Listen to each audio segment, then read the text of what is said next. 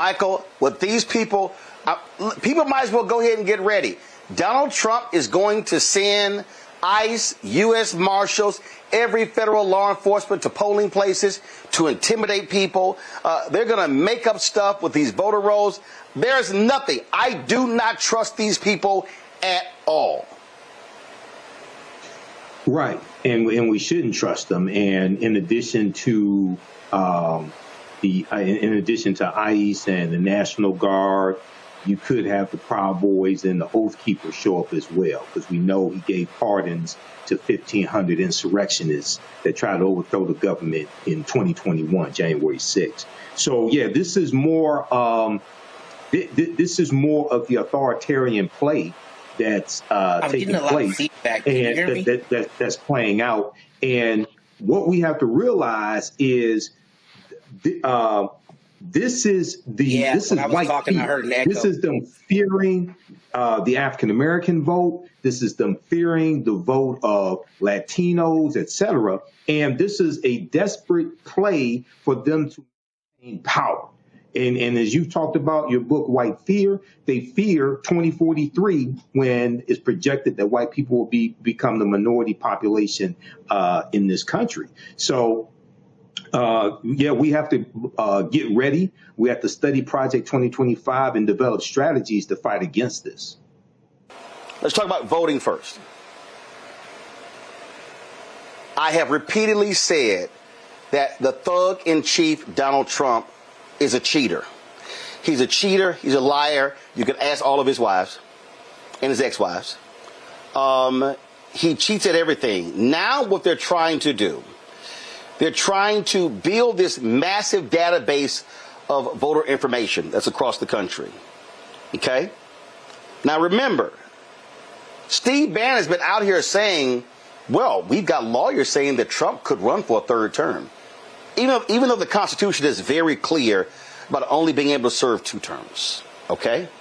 According to the New York Times, the Department of Justice is gathering the most extensive collection of national voter roll data ever, compiled in an attempt to substantiate their long-held, unverified, flat-out lies about undocumented immigrants voting illegally. The Times said the initiative involves collaboration between the civil rights and the criminal divisions of the Justice Department. They're seeking data about individuals, names, and addresses, which experts say could potentially violate the law. Now, let's be clear. These people are liars. They make up stuff. So I don't have any trust in anything that emanates from anything associated with Donald Trump. Whether it's DOJ, whether it's the Federal Trade Commission, the SEC, it doesn't matter. These people love to lie. They love to push falsehoods and want us to fall for the okie doke. This is also why I keep telling black people we can't be sitting out elections. We can't be doing these things. In Missouri today, what did they do? They passed Trump's racist gerrymandered map, destroying the congressional district of Congressman Emanuel Cleaver there in Kansas City. Former mayor of Kansas City. Preacher, my alpha brother. Right now in Missouri, it's 7-2. 7 Republicans, 2 Democrats. 2 Democrats are Emanuel Cleaver in Kansas City, Wesley Bell in St. Louis. So they don't want 7-2, they want 8-1. So that's what's going on. That's also what's happening. So I need our people to understand that they are targeting not just undocumented immigrants. They are targeting black people. And we better understand this is the most vicious, racist assault on voting rights since Jim Crow. This is absolutely Jim Crow 2.0. My panel today, Candace Kelley, legal analyst, host, Not All Hood, out of South Orange, New Jersey. Appreciate you being here. Matt Manning, civil rights attorney out of Corpus Christi, Texas. Michael Imhotep, host, African History Network show out of Detroit. Candace, I'll start with you. I'm clear. I don't trust anything these people do. Nothing, nada. They are liars. They are cheaters. And if they all of a sudden come back, we found massive voter fraud, I believe that it will be completely made up. Listen, this is already set under the Constitution who actually should manage the voting and manage who is, how to register, things of that nature. It's in Article 1. Little by little, what we are seeing is we're seeing the administration try to reverse the Constitution, as you say, all the way back to Jim Crow. That's what this is going to be. It's going to be an organization of voters that they seem to deem fit, that they seem to say needs to be on this voter registration list or not. As you said, it's only going to work out in their favor, or else they wouldn't be doing it. They would not put out all of the money and effort and time to do something that doesn't benefit them. So whatever they're cooking up to make it something good that tastes good just to them. And that is what's going on right now. I mean, there is no national voter registration, and that is for a reason. It belongs to the states. And as you mentioned already, we see what's happening with gerrymandering already, and what what the federal government is doing there. We know it's just going to bleed over into this composite of those who can vote. It will not work out well for anybody who has an accent, anybody who is a person of color, or anybody who might be below the poverty line. It will not work out. I mean, look, Matt, they've lost everywhere, every court. And these fools, these liars insist on voter fraud. Republicans have been yelling and screaming this. Voter fraud is nearly, it's just, as a matter of fact, when you look at the cases of actual voter fraud, it's done by Republicans. Yeah, and what I thought initially when I read this story was data is the new oil. I think Candace kind of alluded to it. I don't even know what's on the back end of this, but I know it's one, nefarious, and two, I think it's going to be something that's going to end up really affecting the core question of the validity of elections, or at least they're going to try to make it that. And what they're likely going to do is find a very small number of instances, if any at all, of voter fraud, and they're going to try to magnify it and show that there's some widespread voter fraud. Because as we know, every one of those cases that got filed related to that was lost, right? I mean, people lost law licenses behind moving those false cases. So I think it's a question of how are they going to ultimately use this data. I know part of it is a citizenship attack. They're checking people's citizenship status, and we know that there's going to be an immigration nexus. But beyond that, I think Candace is right. There's something that they're cooking up, and I don't know exactly what it's going to be, but surely it's going to be to try to undermine both local and federal elections, and to just make Americans at large think you can't trust any elections, despite the fact that most states are able to have stable and credible elections, in any cycle. So that's what I think is coming down the pike, but I don't know exactly what that looks like just yet. Michael, with these people might as well go ahead and get ready. Donald Trump is going to send ICE, U.S. Marshals, every federal law enforcement to polling places to intimidate people. They're going to make up stuff with these voter rolls. There's nothing. I do not trust these people at all. Right. And we shouldn't trust them. And in addition to ICE and the National Guard, you could have the Proud Boys and the Oath Keepers show up as well, because we know he gave pardons to 1,500 insurrectionists that tried to overthrow the government in 2021, January 6th. So, yeah, this is more of the authoritarian play that's taking place, and that's playing out. And what we have to realize is this is white fear. This is them fearing the African American vote. This is them fearing the vote of Latinos, etc. And this is a desperate play for them to maintain power.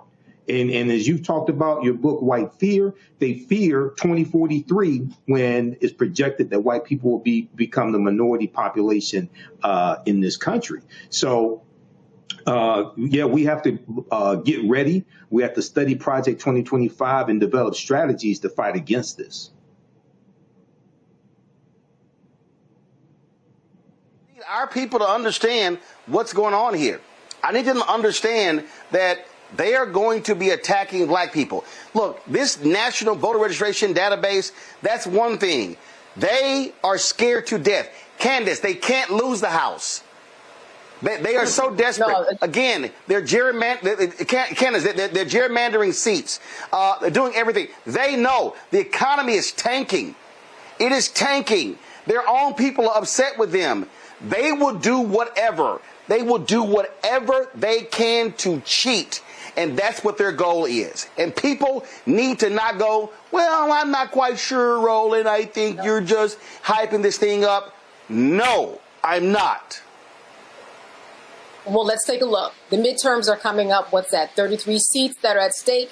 You're correct. They have something in mind because they need something to build on to say, listen, what we're doing is right. But this voter registration thing that's going on and that what we've been experiencing for all of our lives, it's wrong. And that is what they are setting up for. The other thing that they are doing by setting up this national voter registration list, again, under their umbrella, so we know how that's going to turn out, is that nobody's mentioning any more of Jeffrey Epstein, really, are they? I mean, it's really gone away. So you have to look at all of these things as distractors that they are.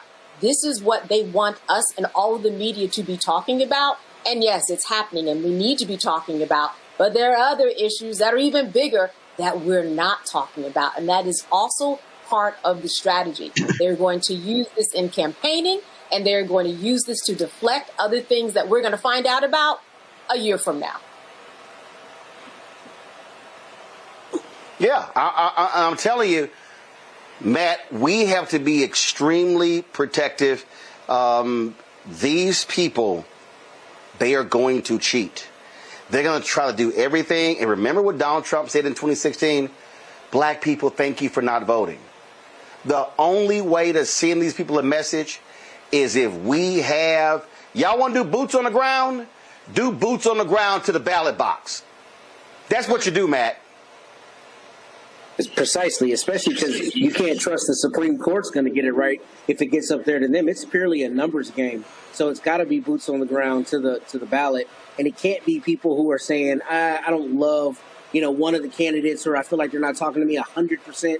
People have to not only be informed, but they have to say, ultimately, no politician is going to be perfect. But if I sit this out, we're going to have another Trump or another person trying to take his place, and we cannot abide that. I mean, we're in this position because people didn't vote the way they needed to.